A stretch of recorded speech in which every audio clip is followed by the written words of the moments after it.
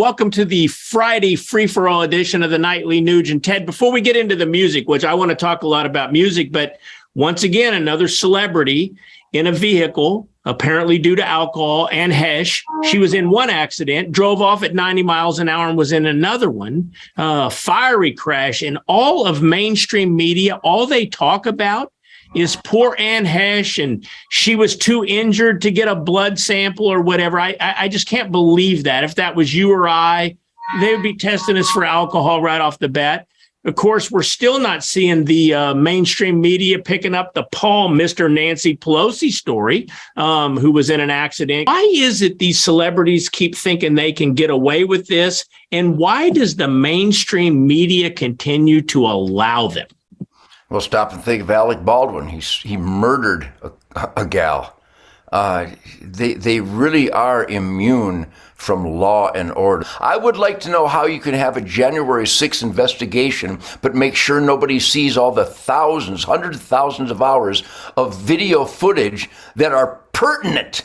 So yeah, you can cite all these different instances, but bottom line is, we the people know this. We're witnessing this. And people are going, where's this Ghislaine Maxwell at right now? Why don't we see any of the footage? Why don't we have the manifest from the pedophile airplane and see who else other than Bill Clinton and Jeffrey Epstein were on? Why no information? Why does Big Pharma get their research protected for 75 years, but they're going to call it a vaccine in their own documents because people are comfortable with the term vaccine? Yeah, well, back in Germany in 1938, people were comfortable with getting on the train for a shower.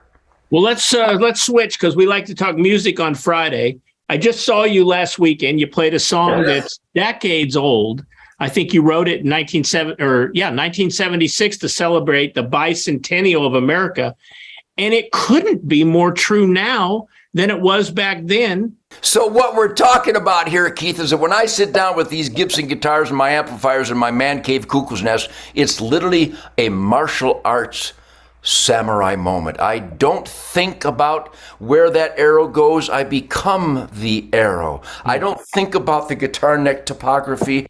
I become Lewis and Clark with a couple extra Sacagaweas, and I'm looking for the sonic Northwest Passage. Boy, somebody write down what I just said, because that really defines it. So when I pick up the guitar in 1976, I know that it's the 200th anniversary of the Revolutionary War, where we told King George to kiss our ass. So I just started, I went.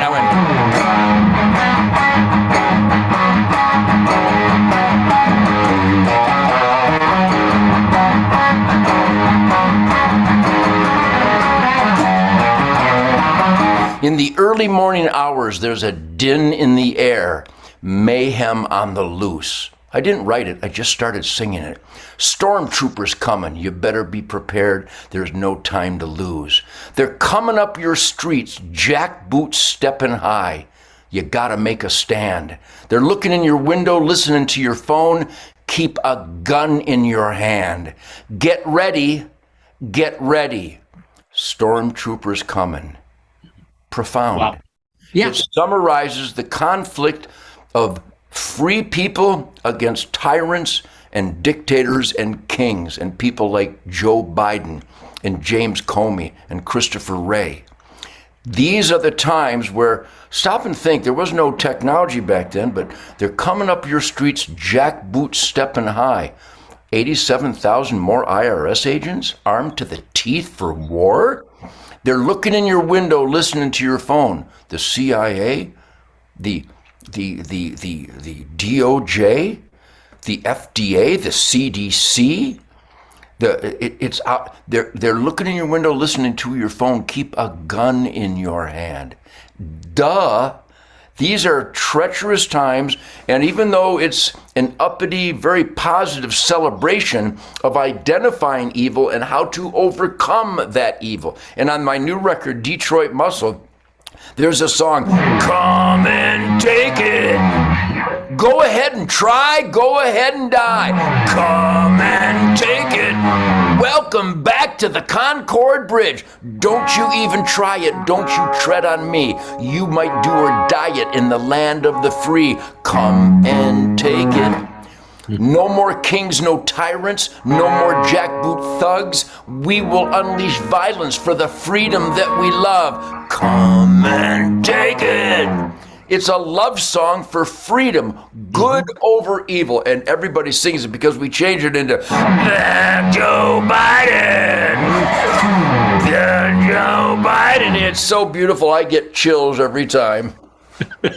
You know what, Ted?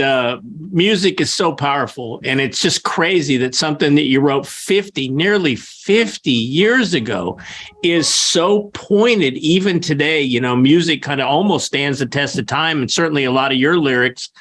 Sure enjoyed the concert last week, and, you know, you started a story when we were out to lunch last weekend that we're going to talk about tomorrow. So listen, everyone out there, you're going to want to come back to the Nightly Nuge Weekend Edition, because I'm going to have Ted Nugent talk about how he nearly died in the Sudan and barely made it to a concert thereafter. It's an incredible story. You're going to hear it on the Weekend Edition of Where There Is No Fake News, the Nightly Nuge, right here.